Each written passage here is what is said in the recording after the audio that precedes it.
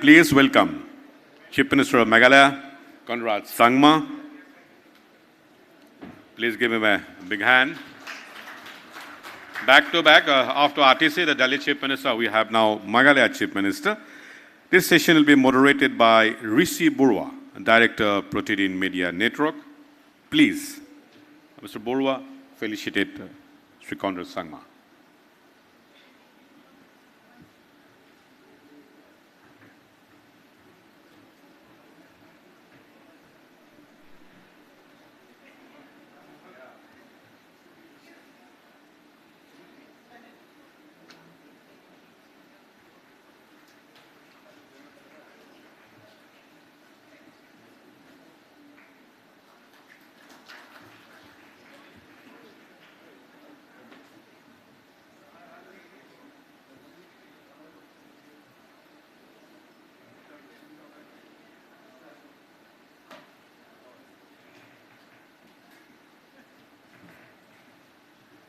Thank you.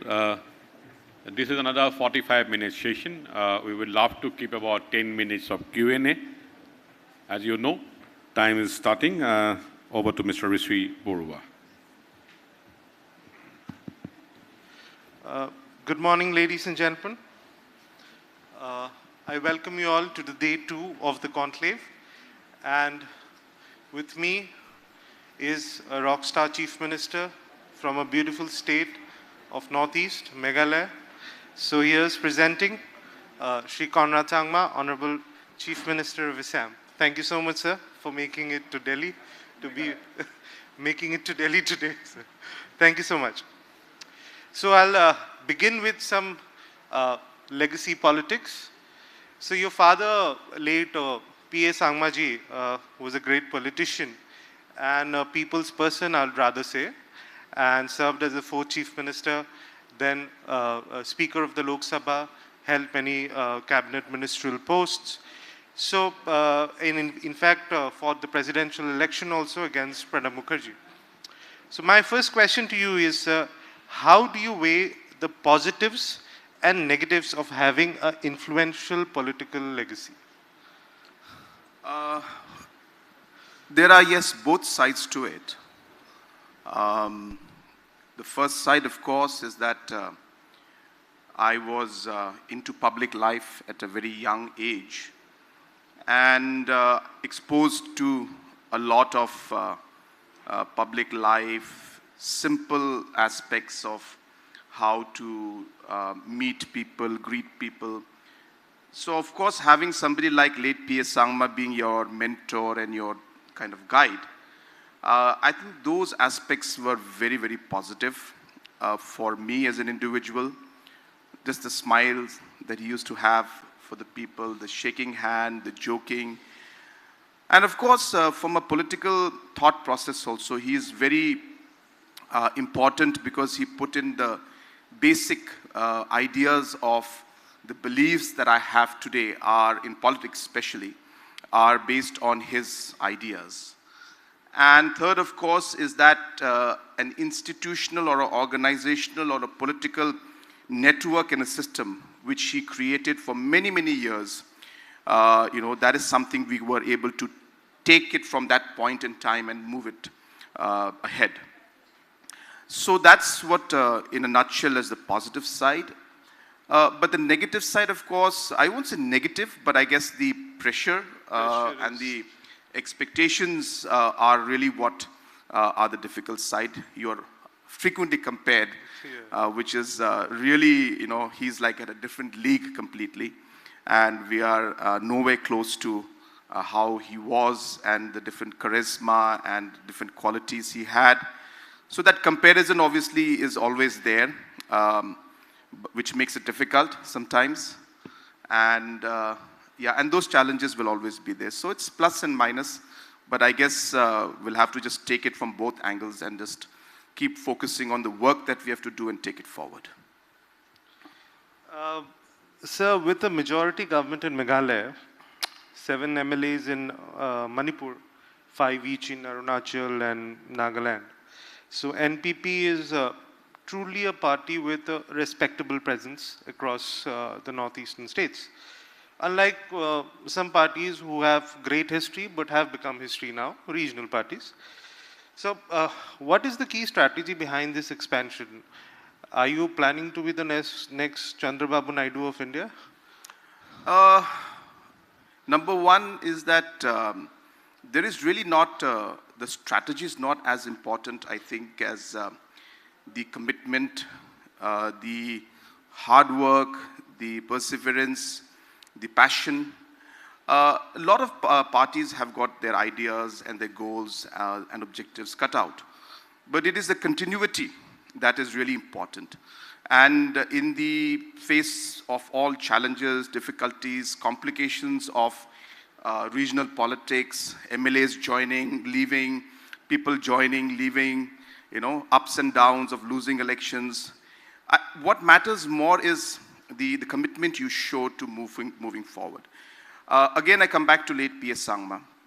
I have seen that commitment in him, and I've learned that at least that one bit of quality from him that he had also instilled and taught, that we need to continue no matter what the challenge comes in. Once you have decided to work on a path, that path should drive you to move forward and to be committed to what you're doing. And I think that is what is key, number one. Number two, Chandrababu Naidu ji is a very tall figure. I have a great deal of respect for him.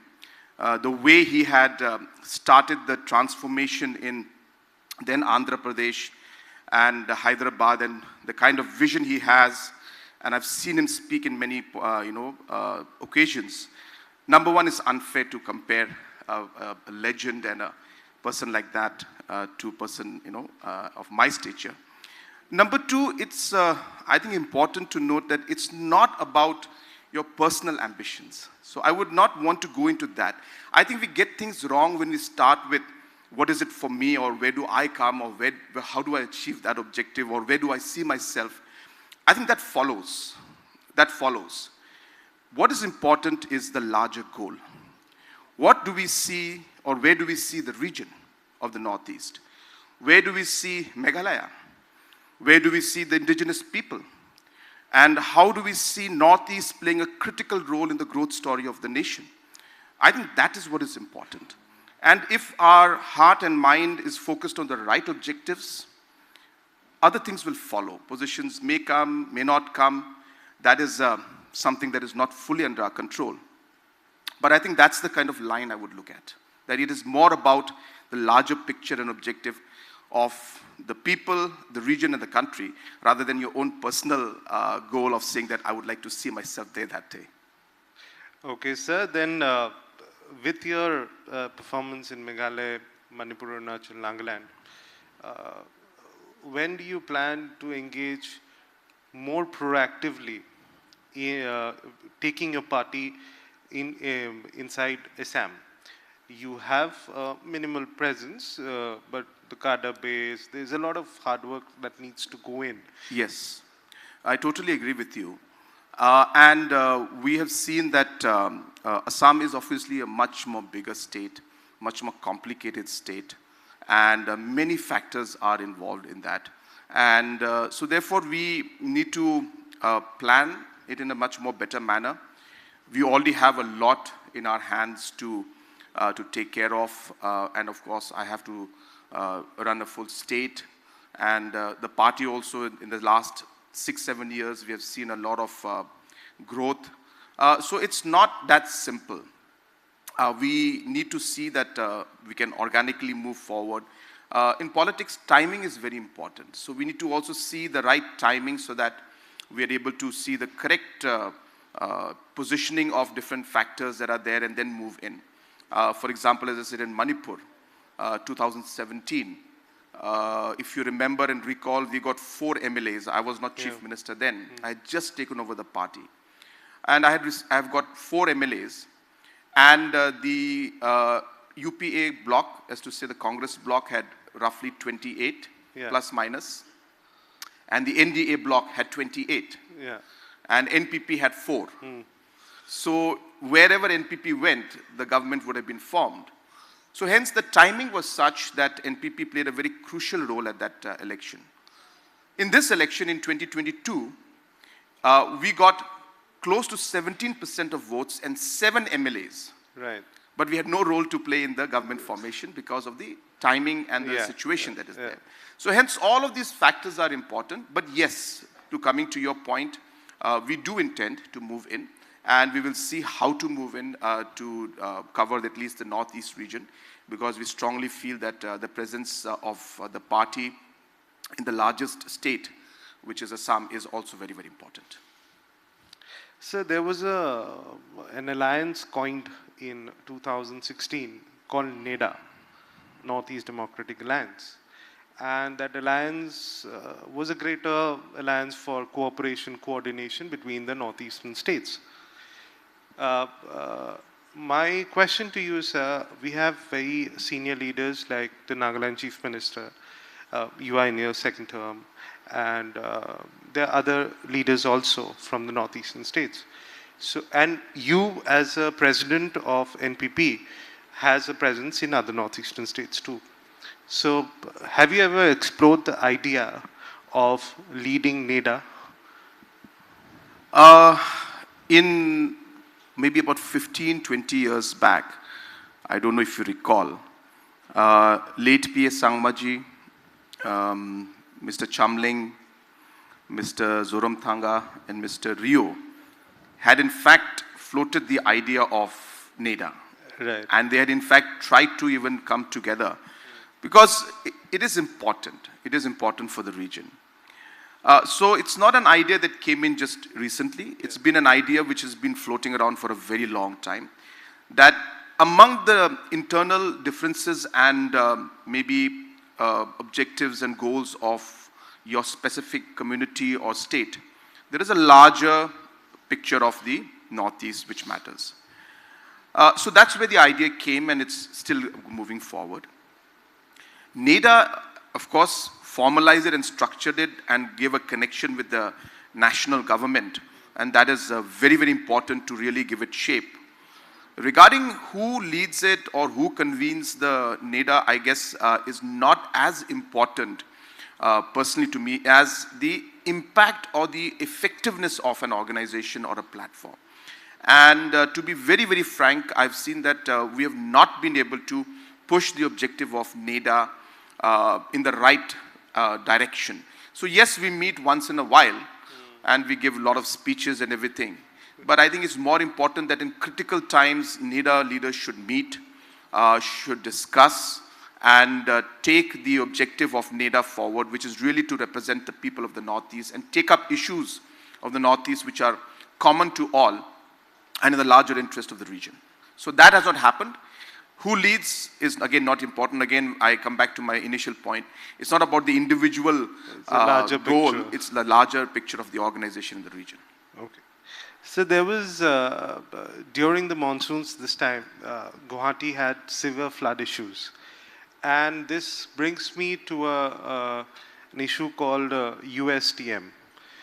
So University of Science and Technology, which is in Riboy district of your state. So there are many terminologies floated. Maybe true, false, that's not my prerogative to judge it. But I'll just put forward it's a part of your state. So that's why I'm putting forward the questions. So these are very straight questions. Does USTM have all the required permissions to construct a campus of this magnitude? Yes or no? Absolutely. They have taken all the necessary permissions that need for the construction and the overall setting up of a university of this level. And I must also put on record that USTM is doing an excellent job. And they are one of the premier educational institutions of our state. And I've seen the kind of commitment they have shown. Other issues aside, which of course you can debate and and discuss, but I think at the core of the point being that, are they doing what they're supposed to do? Are they giving the quality education to the students who are there?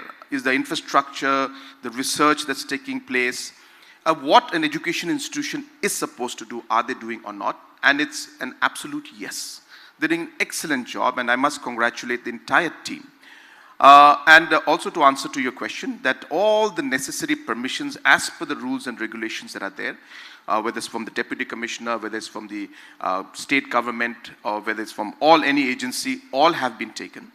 Of course, regarding the issue of any kind of environmental issues that are there, you are aware that education institutions are exempted from that permission. So it's not necessary for them to take that permission, but they have to follow certain regulations and norms, which is what they have been very much following. So I just want to clarify that also. Okay. My next question is, if needed, would you defend USTM considering the permissions are in order? I've already defended them. No, so it's not about defending anybody. It's not about taking sides or saying that, well, this is right or this is it's really about stating facts. Right. That's all it is. Yeah. I'm here to state facts to you.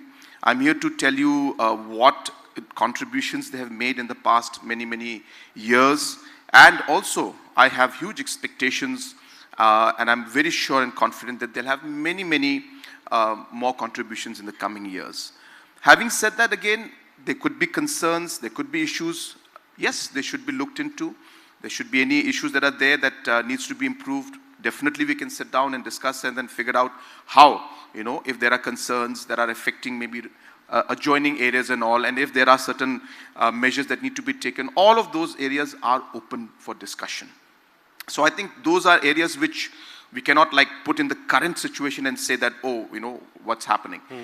Yes, those are discussions that we can have, but the fact of the matter is the permissions that are required and the procedures have been followed by the university.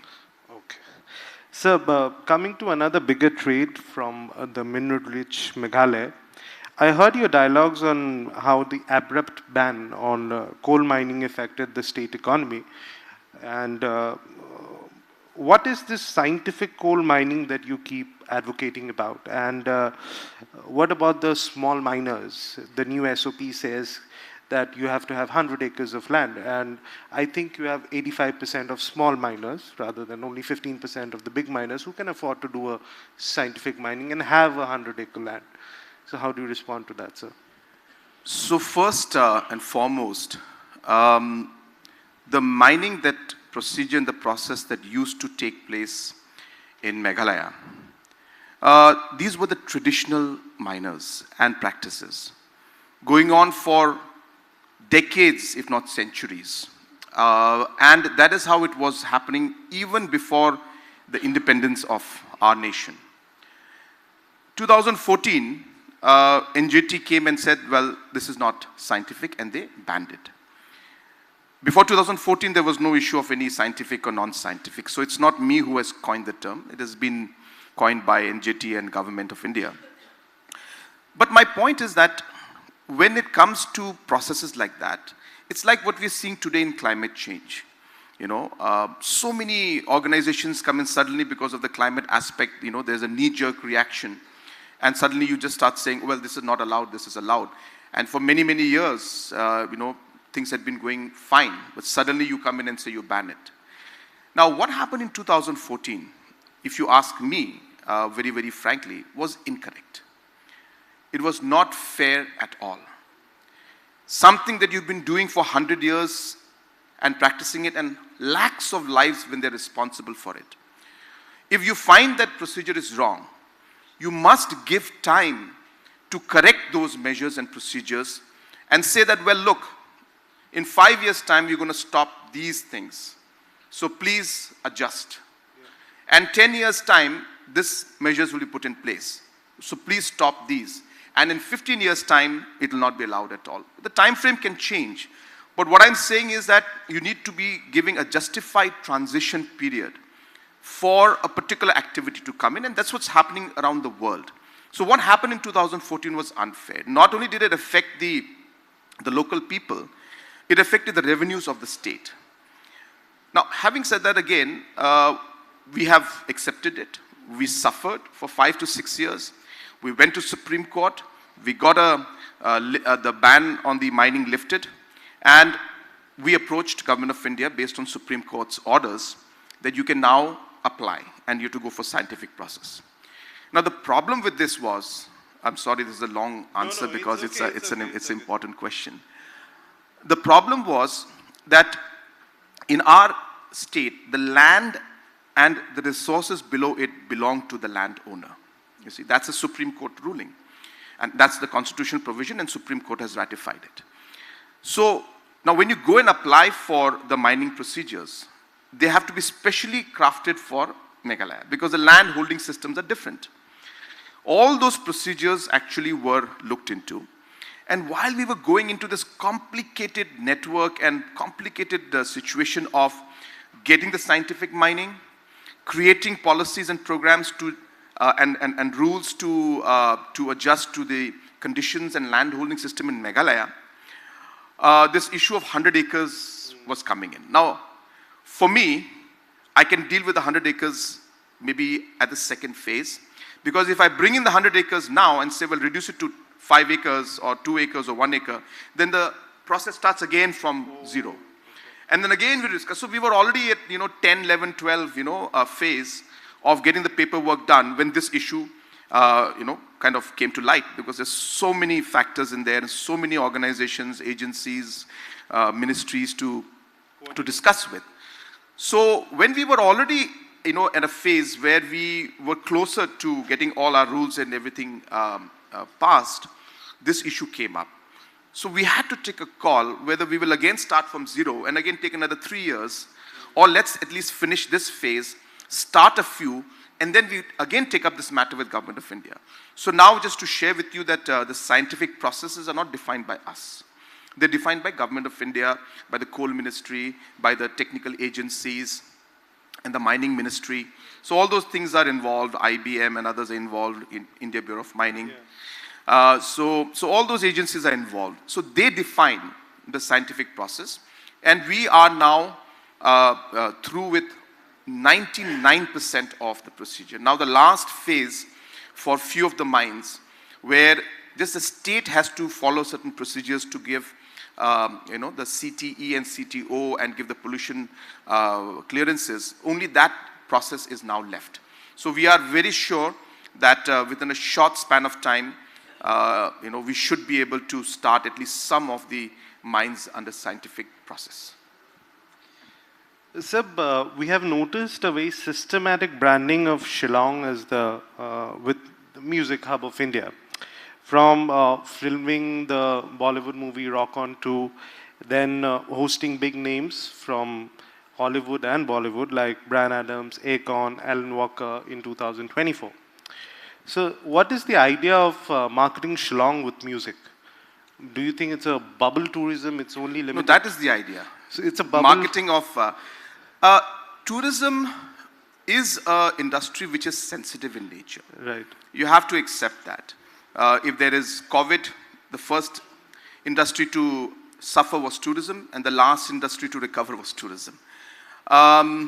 If you have law and order situation, again the first industry to affect is tourism, and the last to recover is tourism. So tourism has always been in that particular part of the chart where you have the most kind of affected sectors. So one cannot be looking at any strategy and say, well, this is going to be sustainable in the long run. Of course, sustainability factors can change, and can be flexible. And I totally agree that when it comes to music, is it the only pillar or only vertical on which we'll push tourism? Absolutely not. There will be many verticals, many foundations, many areas which tourism should push. Music is one of the factors that drives it. So when you drive it, the tourists will come, they will see the music scene.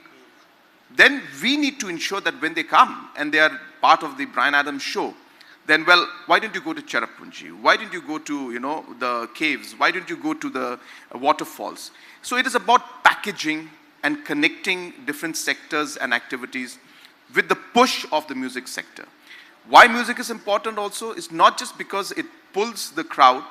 Shillong has a brand name for such music. So we are just using that brand name to our advantage. and taking it to another level, you can say.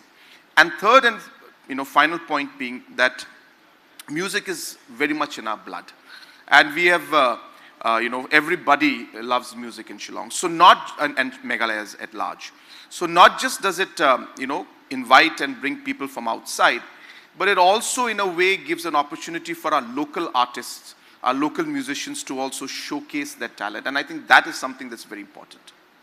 So, when we talk about tourism, what we have seen a larger chunk of tourists visiting Meghalaya, they're confined to Shillong and mostly the Police Bazaar area, and to an extent Cherrapunji or Shillong Peak side. How do you plan to promote tourism beyond Shillong and Cherrapunji? Obviously, you are a larger state, East Khasi Hills, the other side, the Garo Hills. So, we don't see much traction there. No, in fact, it's not the case at all. The traction is there. But it's just that for us also, Shillong and Cherrapunji happen to be the most visible names there in the market. So therefore, the visibility in the national market and international market is something we use to our advantage. Because when you say Cherrapunji, every individual knows that it's the, well, it's not anymore, but it's the wettest place. It was the wettest place, at least when you were in school, you were reading. So therefore, we realize that these kind of points that are stuck in the memory of people must be used to pull the tourist attention towards Meghalaya and make it unique, different from others. And then ride on that and then connect it. So therefore, if you look at our strategy now, many rural areas are being pushed. Large number of tourists, as soon as they reach Shillong and Cherrapunji, they say, "Are aap kahan jaye? Aap kya kare?" And we are ready with the answer for that. I'm not saying we have got everything set up, but we have a master plan in which we are doing that. So whether it is the entire surrounding area and the 50 square kilometers around Cherrapunji, around Shillong, whether it's the Umiam Lake, or whether it's the living root bridges, whether it's the caves of Meghalaya. We have one of the longest caves in India, and in fact in Southeast Asia. So all of these aspects are being developed, and you're correct that we cannot just simply leave it to just Shillong and Cherrapunji, but that is exactly the strategy that you pull with your USPs, the unique selling points, and then with this USP, you get into a hub and spoke model, where then the spokes are the different places which you develop, which is what we're doing now. So currently, all the Northeastern chief ministers, they're in a very sweet spot because all of them are hardcore regional regional players also, who think for the betterment of the state first. They want to do something extra for their state. So in that context, can the Northeast Chief Minister sit together and derive a logistically convenient yet sustainable tourism circuit which can directly connect maybe Shillong to Kaziranga, and maybe Kohima to Aizawl, and Aizawl to back to Kaziranga, or to Kohima, or to Dimapur? It becomes, because when anyone visits Northeast, so they have a time frame of a week of holiday maybe. So they land in Guwahati, take 1 or 2 days off to Kaziranga, come back to Guwahati, again go to Shillong, do a little touch points here and there, they'll come back. 1 week is over. More than the holiday, it becomes it's more of traveling involved. Every way, it's 2 to 3 hours drive. And for lesser, if we can lessen this time and connect these dots and create a more sustainable circuit, don't you think all the Northeastern states can benefit out of it? You have a point, absolutely correct. That is, in fact, how in the long run, we have to ensure that we package and provide the tourist a complete experience of Northeast. We see ourselves obviously as separate states and having our unique culture and tourism areas of interest. But for a tourist coming in from abroad or coming in from the rest of India, they look at Northeast as Northeast, and they would like to see multiple locations. So that thought process, what you've said, is absolutely on the right track. And just to share with you, it's happening.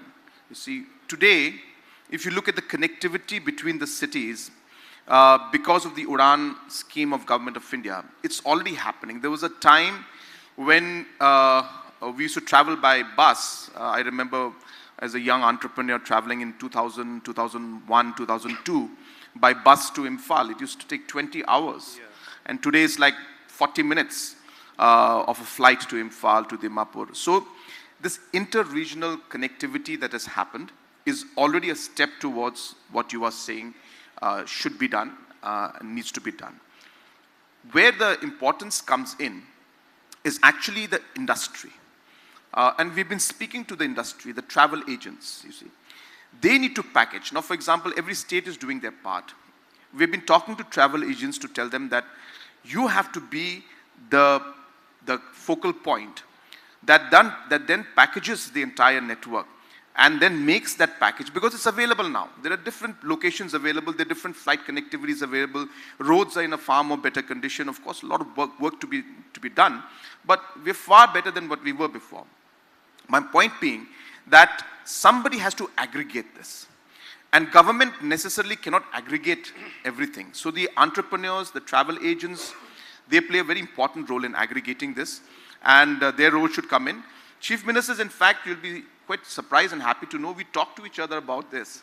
And we tell, like, oh, you're having this particular festival on this date. Okay, I will not overlap it with my festival. Okay. Then we'll have, 2 days later so that somebody goes to place A for a festival, then they can fly to, our festival, so that the connectivity and continuity is there.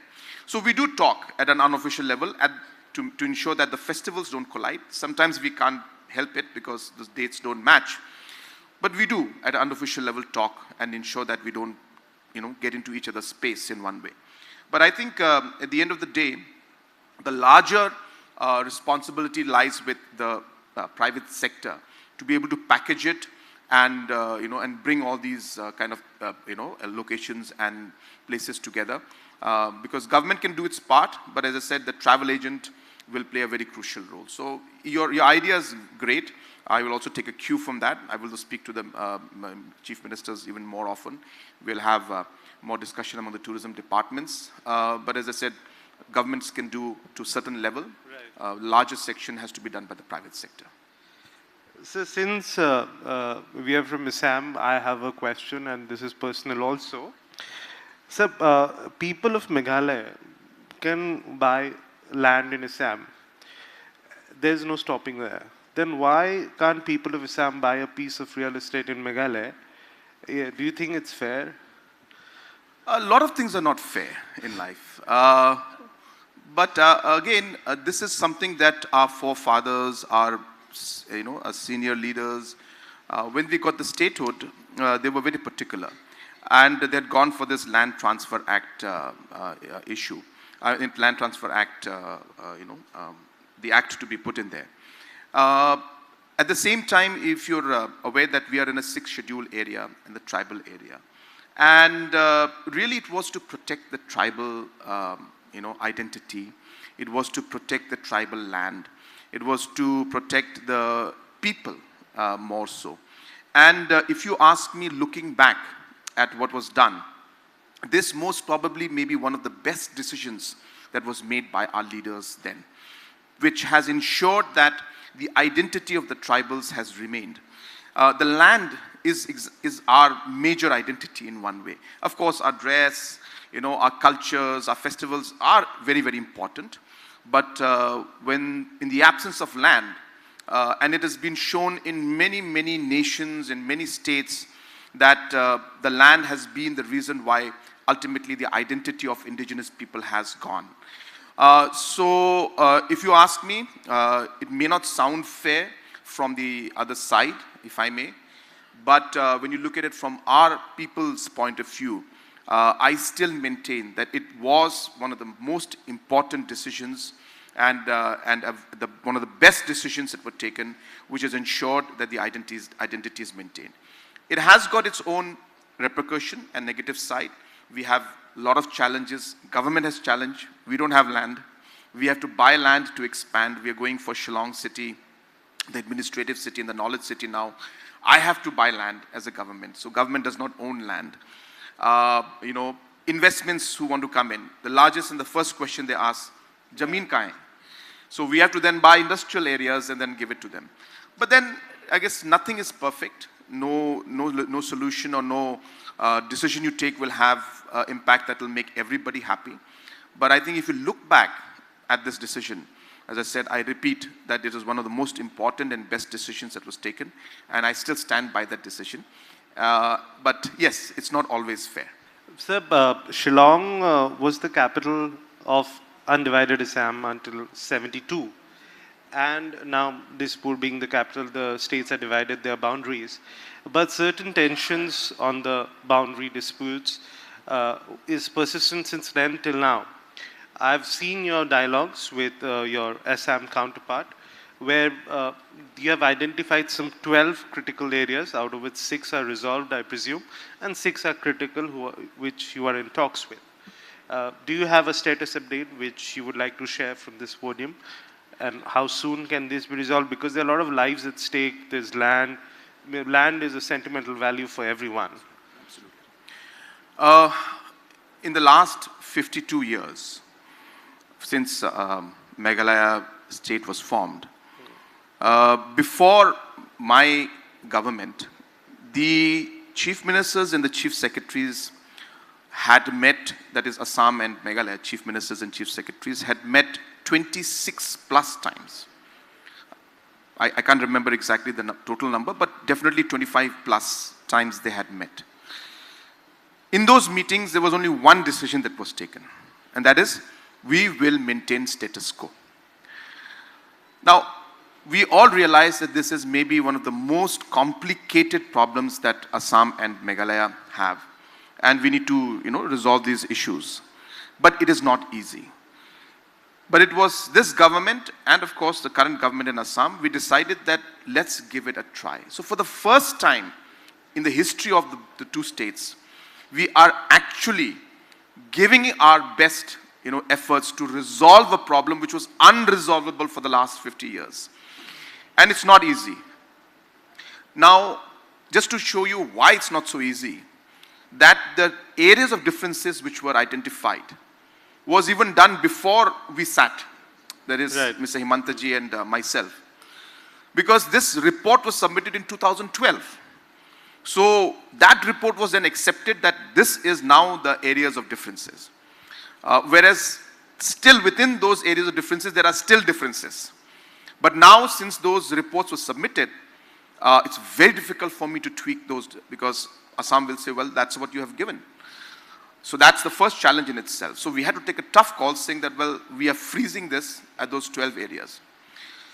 The first 6 locations that we managed to move ahead were relatively simpler. I'm not saying easy, but relatively simpler compared to what we have now.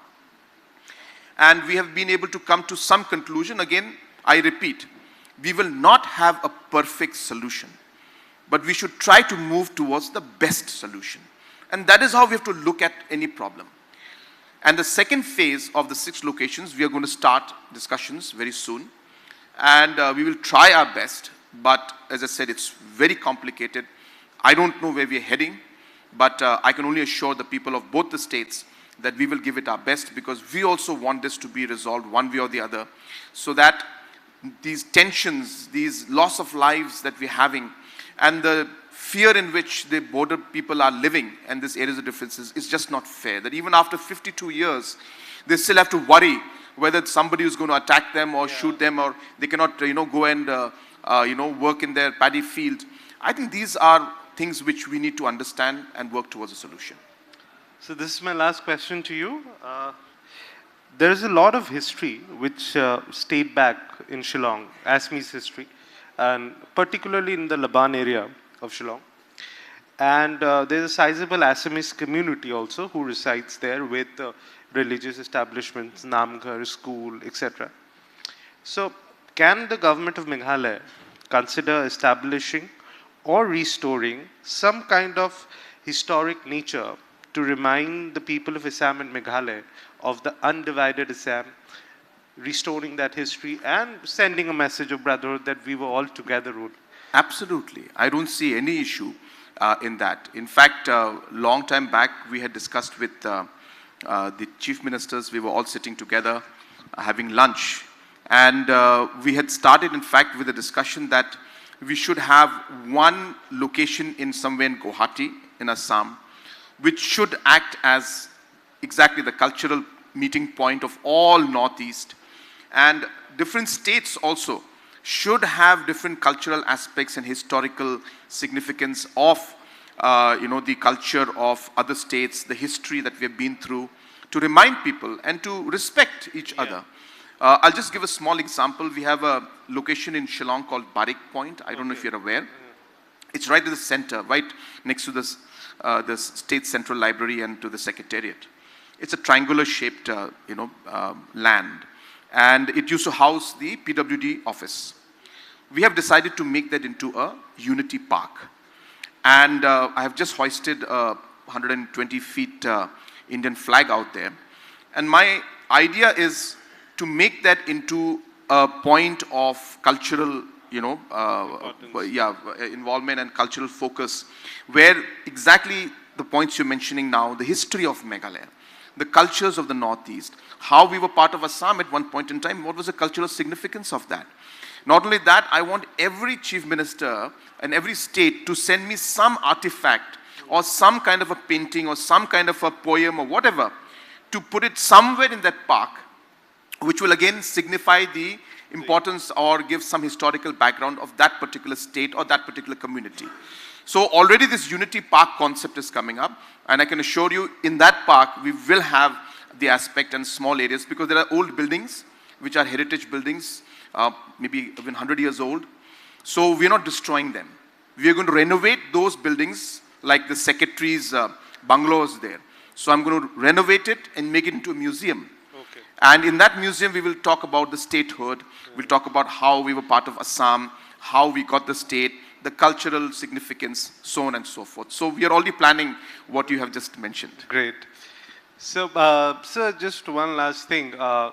Before I could get him to the podium, so we were discussing something in the holding group.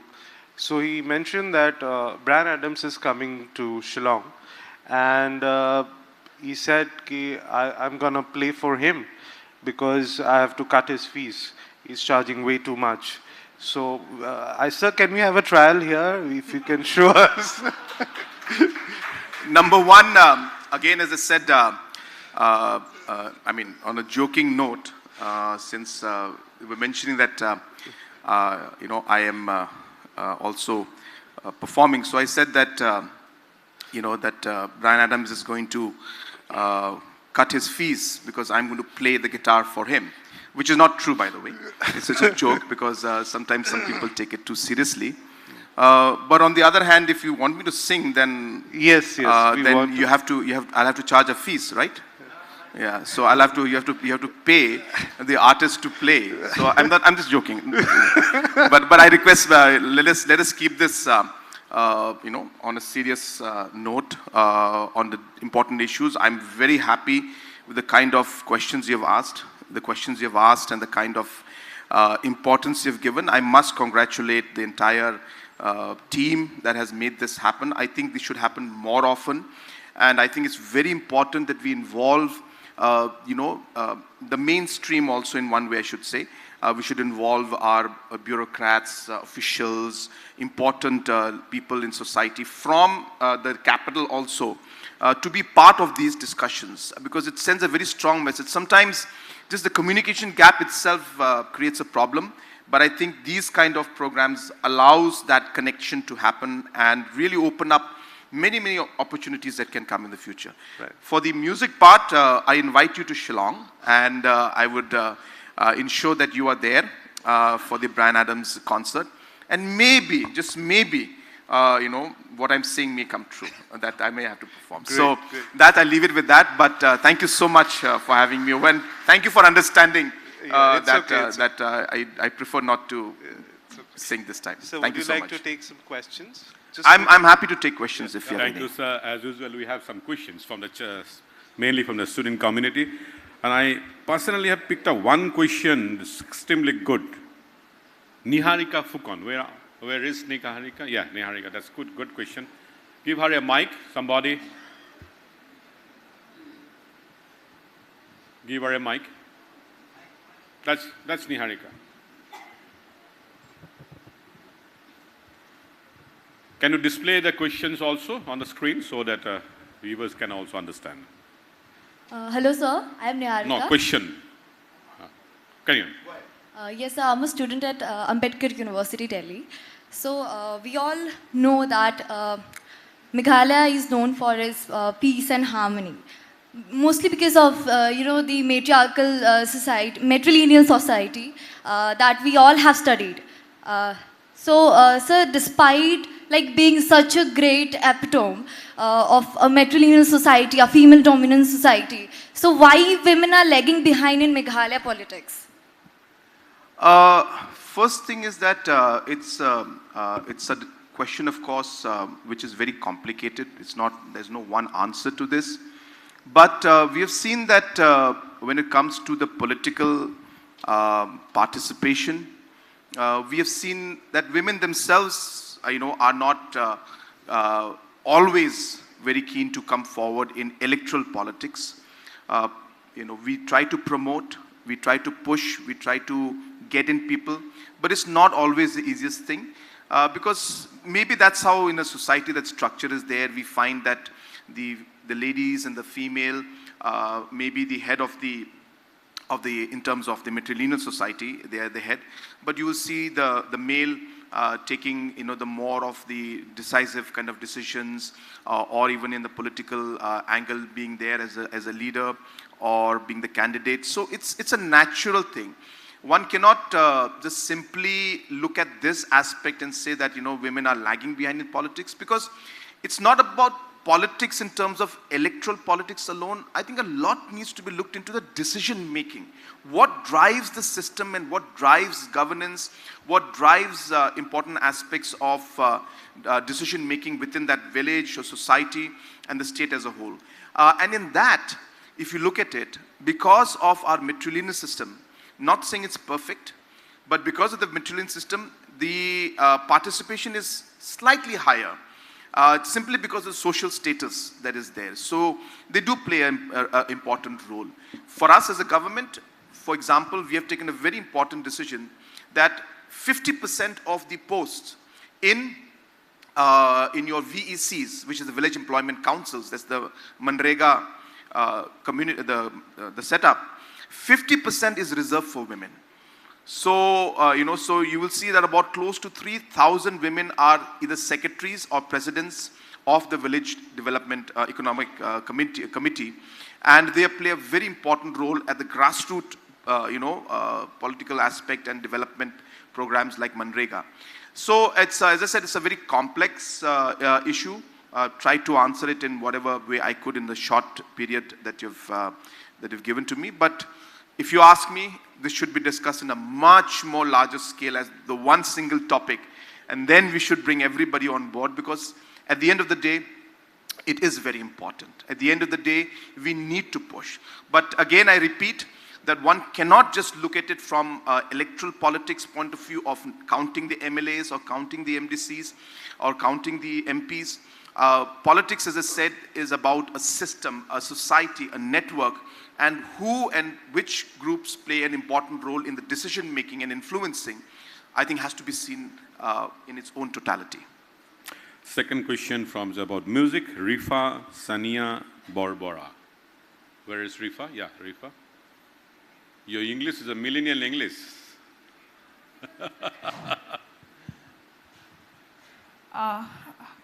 Sorry, I have to write like this for the character limit.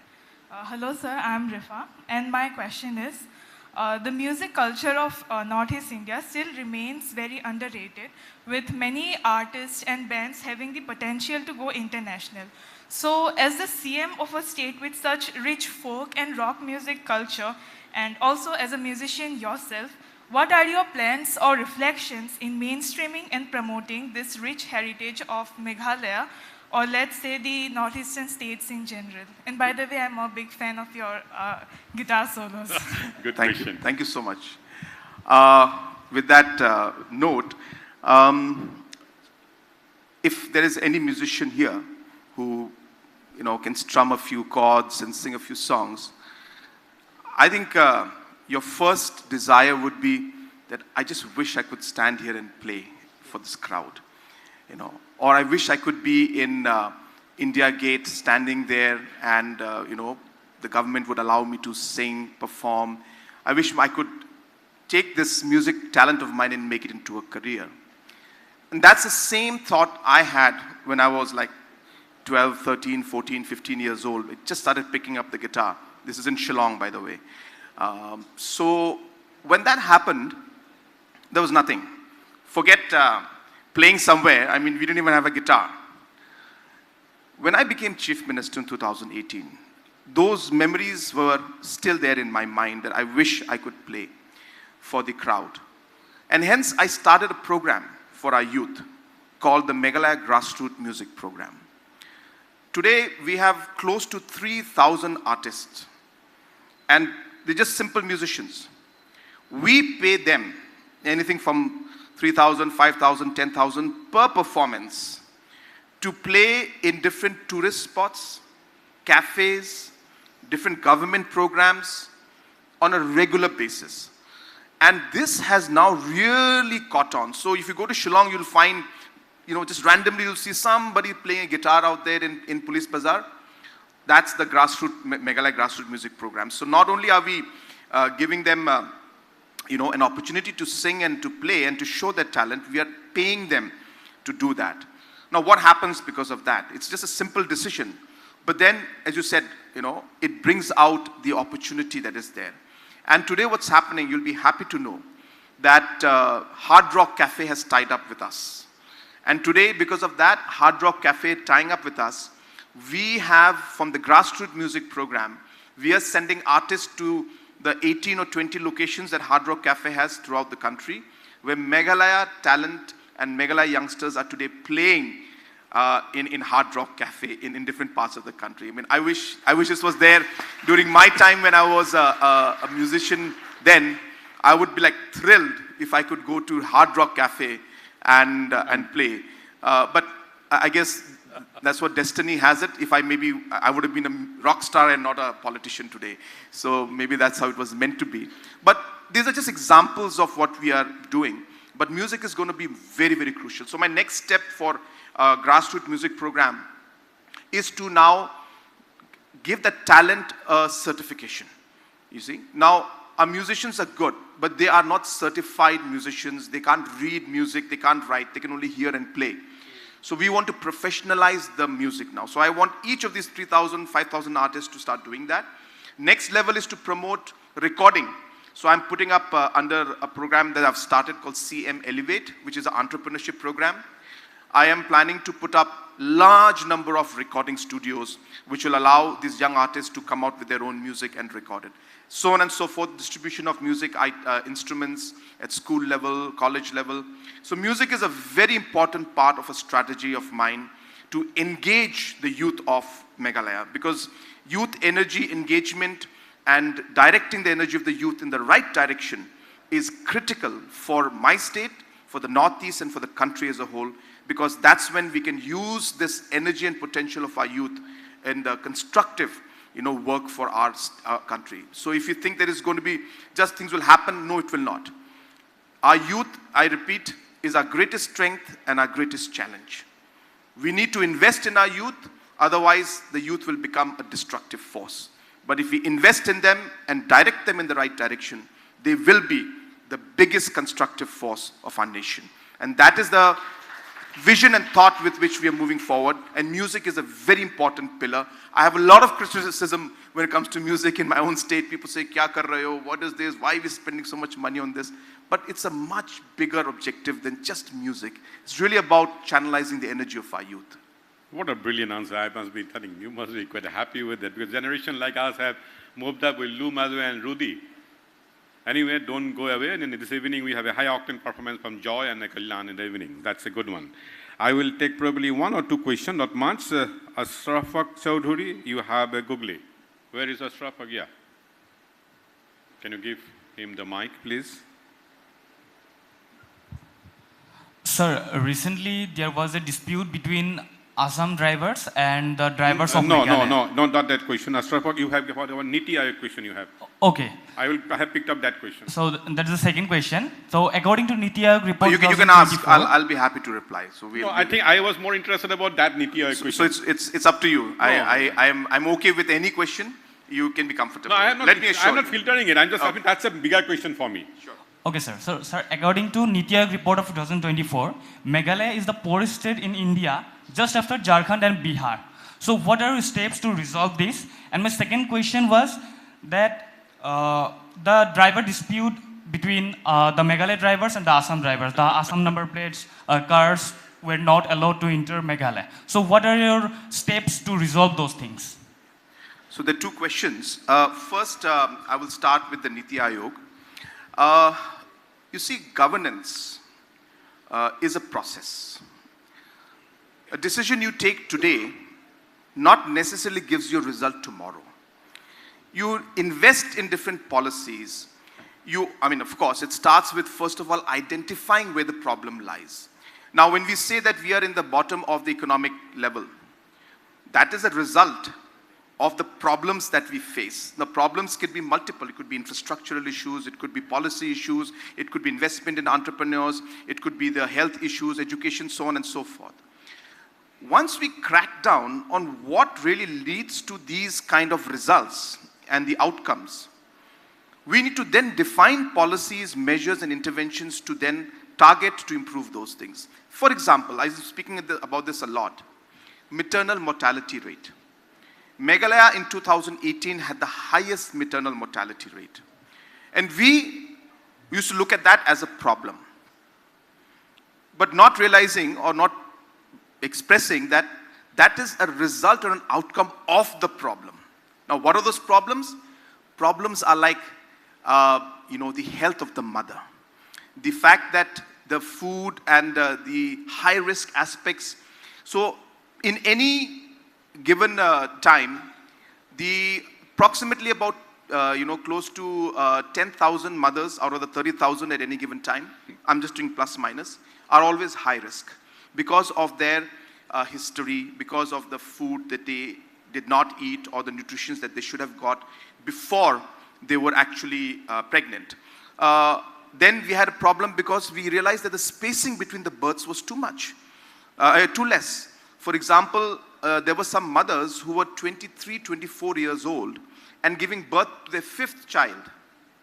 That means every year they were giving birth and getting pregnant. That's not good for a mother. Then we realized that institutional deliveries are important, but the care that you give them 15, 20 days, 30 days before the institutional delivery is maybe even more critical. And then, so what I'm trying to say is that these kind of fine diagnosis of the problem is very critical. Once we started doing this, again, you'll be happy to know, we started improving the overall nutrition for the mothers. Of course, it goes beyond that because we have to start the nutrition even before they get pregnant. So that aspect is going to come at a later stage for us. But even now, while they're pregnant, we are ensuring that the nutrition is improved. We are ensuring that we have created over 200 safe motherhood homes where all the high-risk mothers are urged to come and stay 15, 20 days before delivery. And we give them nutritional food, we give them medical care, we give them financial help to come and stay there.